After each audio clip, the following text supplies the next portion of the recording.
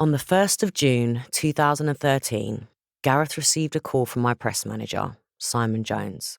He said the next day, the Sun on Sunday newspaper was running a story that I was a cocaine dealer.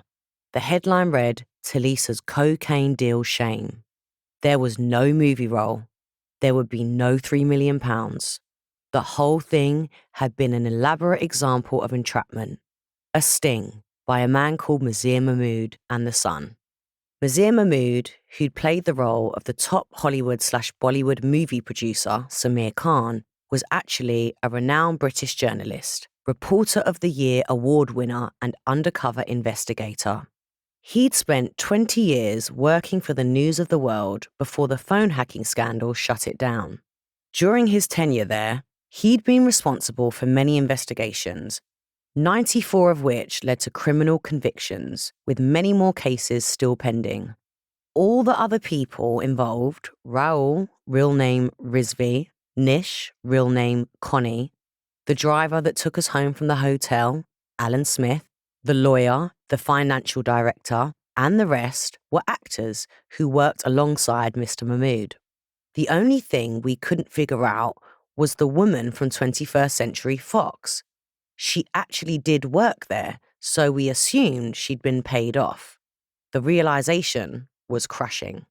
All the crazy and derogatory things I had said about myself and others during my night at the Metropolitan Hotel were blasted all over the papers, along with footage and voice recordings.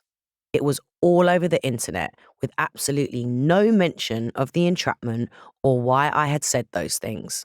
As far as the papers were concerned, I had just randomly said these things to an undercover journalist because that was who I was, and I'd slipped up. My true colours had been exposed. But it didn't stop there. Weeks after the night at the Metropolitan Hotel, Mahmood had called to say he was in London, and he'd asked me if I knew anyone that would supply him with cocaine. He also wanted to know if I had any places for him to go for a night out, preferably a strip club, knowing that my ex-boyfriend Adam currently worked in one. Within 24 hours of the call, he had cocaine delivered to his hotel. Trying to keep him on my side, I'd given him a telephone number for someone I knew who might know someone. He wasn't actually a drug dealer himself. After the story dropped, I was arrested on suspicion of being concerned in the supply of Class A drugs, which in the UK has a maximum prison sentence of up to 8 years. For 10 days solid, I had a huge crowd of people outside my house, from live news crews to police, paparazzi, journalists, and onlookers. I think there was even a helicopter at one point. I was pasted across the front pages of every paper and news channel as a drug dealer. Someone who had verbally confessed to criminal activity and being affiliated with criminals and gangsters. The headlines only got worse as the days went by. My public image plummeted as more and more newspapers, online media, and social networks went over and over the story. Everyone was talking about it. I lost all my endorsement deals, and I couldn't make the completion mortgage payment on my home. I was now going to lose £500,000 of my savings that I'd put down on it as a deposit. I was also, more than likely, going to have to spend as much money, if not more, on legal bills fighting my case.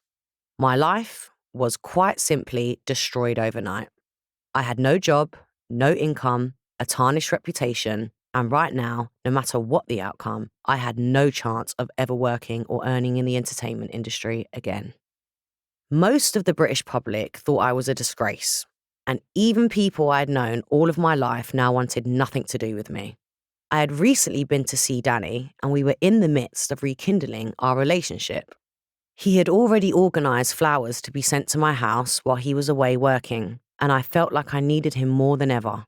I just wanted to feel his arms around me and to hear him tell me everything was going to be all right. I knew in my heart with something this serious he'd be by my side as soon as he could. But then the next headline hit. The Sun released another part of the elaborate sting. My drunken rant to Mahmood about Danny while I was trying to convince Mahmood that I could never be with a man for money, especially not in the way I'd felt Mazher Mahmood possibly wanted me to be, and that I didn't care enough about Danny to compromise with my career for him. Which wasn't true, but I had run with it because Mahmood had insinuated it could be a problem.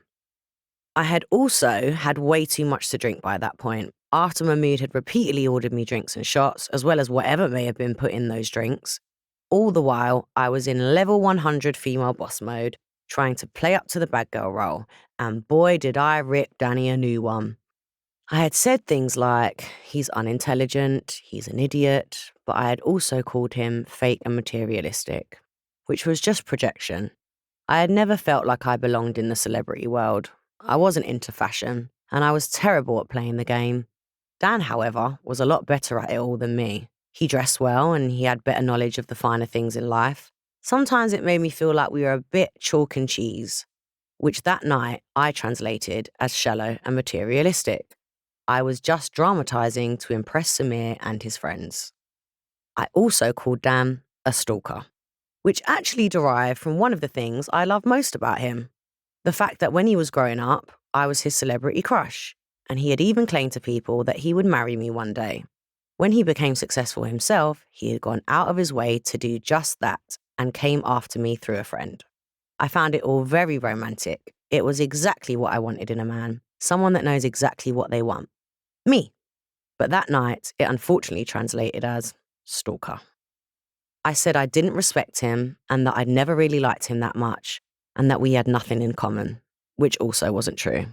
But that night, you get the gist.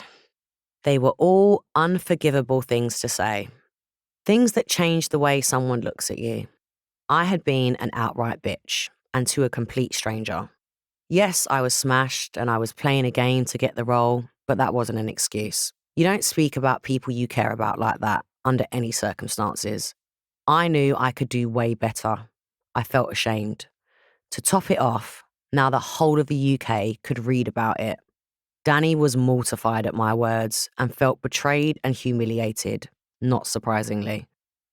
I didn't even try to explain to him how it had happened. How could I? It was all so twisted. I didn't think he'd even believe me. My head was so gone with it all that day. I'm not sure if I even messaged to apologise. Either way, he cancelled his plans to come to London. So there I was, sitting on the bathroom floor in my big white mansion that I knew would no longer be mine, feeling completely alone. I had literally lost everything. I felt like I was finally what the rest of the world had always seen me as. The chav from Camden that just got lucky. And now they could prove it. She'd eventually lost it all and now she was back where she belonged. A number of people had made sure of it. The only thing left that I could think of doing was to press record on my laptop. Miraculously, somewhere deep down inside, I still had a lot of fight left in me. Maybe even more so because I was under attack like never before. I now planned to fight these bastards to the death in every way, shape and form. Not just because it was the only option I had left, but because I was built for it. Maybe, just maybe, my whole life still meant something, and all the pain and stress had been leading up to this moment. This time, these arseholes had fucked with the wrong person. Either way, I told myself I would survive this horrific stage in my life, and I was going to film and document it while I did. Then one day, when it was all over, I was going to show people what really happened. Who I really was, my truth, my story. So, as well as filming every moment of every day, I began to write a diary, jotting down all the events that had occurred and what continued to occur, as well as all my feelings and thoughts during this harrowing and fascinating period of my life. A diary that I would later turn into a story in the form of a book. The book that is now the audiobook that you're now listening to.